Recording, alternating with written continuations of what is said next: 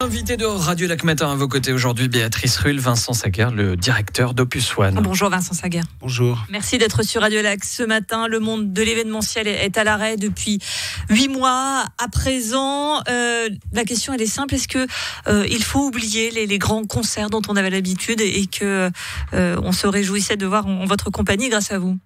Alors les oublier, j'espère pas, vraiment, mais j'en sais rien. Parce qu'aujourd'hui, on vit dans une incertitude totale quant à ce qu'on sera autorisé à faire un jour et quand est-ce que ça aura lieu. Donc j'ai de la peine à vous répondre, mais j'espère vraiment, parce que j'aime mon métier, qu'un jour je pourrai le refaire et que le public pourra revenir à l'Arena ou au Stade de Genève ou ailleurs pour des grands concerts. Avec une difficulté pour votre secteur de l'événementiel, cette incertitude, ces concerts qui ont été décalés pour cet automne, qui sont de nouveau décalés. Comment est-ce qu'on fait pour gérer cette incertitude-là?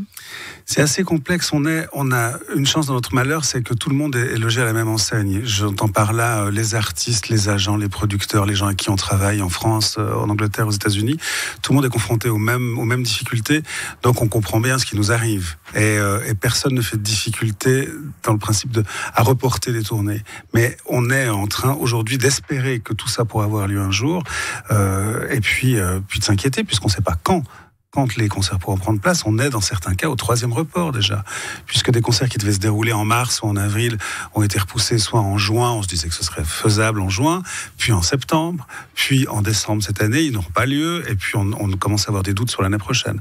Donc ça nous met dans une situation qui est compliquée vis-à-vis de nos spectateurs aussi, qui ont acheté des billets, qui attendent ces manifestations et dont on espère qu'ils prennent leur mal en patience.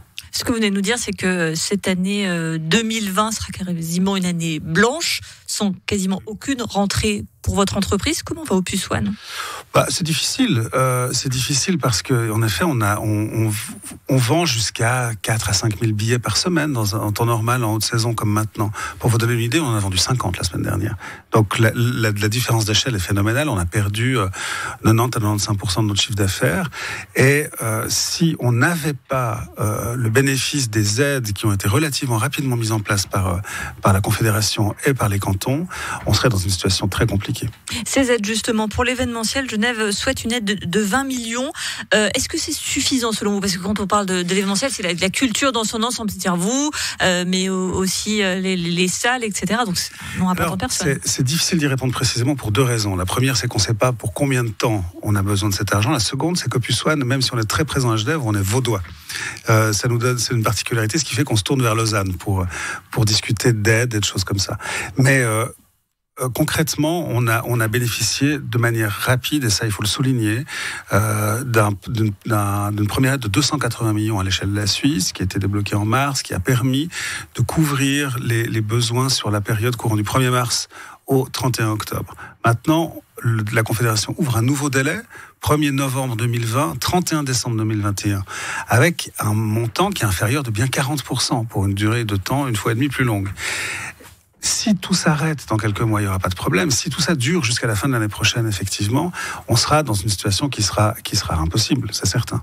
Une très grande incertitude à venir, avec donc cette question effectivement de comment organiser des rassemblements où bien le sens même de l'événement c'est d'être ensemble sans être ensemble. Est-ce que vous êtes en train potentiellement de réfléchir à organiser des concerts, je ne sais pas, peut-être dématérialisés en ayant un accès pour tout de même avoir une rentrée d'argent? Est-ce qu'il faut se réinventer finalement? Ouais, alors se réinventer c'est sûr, mais vous savez, quand je suis d'accord avec ça, je l'entends souvent d'ailleurs, mais quand on a le feu dans la maison, on commence par éteindre l'incendie avant de penser à la couleur de la peinture qu'on va choisir pour refaire les pièces. On est un peu dans cette situation-là aujourd'hui. Moi, j'ai un petit peu de peine à m'enthousiasmer pour des concerts dématérialisés ou du streaming, parce que c'est un peu anecdotique. C'est intéressant, c'est sans doute pertinent par les temps qui courent, mais ça n'est pas comme ça qu'on remplacera le spectacle vivant, au sens large. En regardant son écran d'ordinateur, j'ai de la peine à y croire. On doit continuer à travailler et à préparer des spectacles et des tournées en espérant que ça se passera. Pourquoi ? Parce que on doit donner des perspectives, non pas qu'à nous, aux spectateurs assurément, mais aux artistes. Parce qu'on parle assez peu des artistes dans tout ce phénomène. Ils sont moins au premier rang que nous, organisateurs locaux, qui sommes confrontés, qui sont en discussion avec vous de manière régulière. Mais ces artistes, pour certains d'entre eux, pour la plupart d'ailleurs, n'ont plus aucun revenu, beaucoup moins d'aide que les entreprises structurées, et sont dans des situations qui sont dramatiques souvent. Un mot pour terminer sur ces spectateurs qui se réjouissaient de voir les différents concerts et qui se réjouissent d'y assister prochainement. À eux, qu'est-ce que vous souhaitez leur dire ce matin sur Radio Lac ?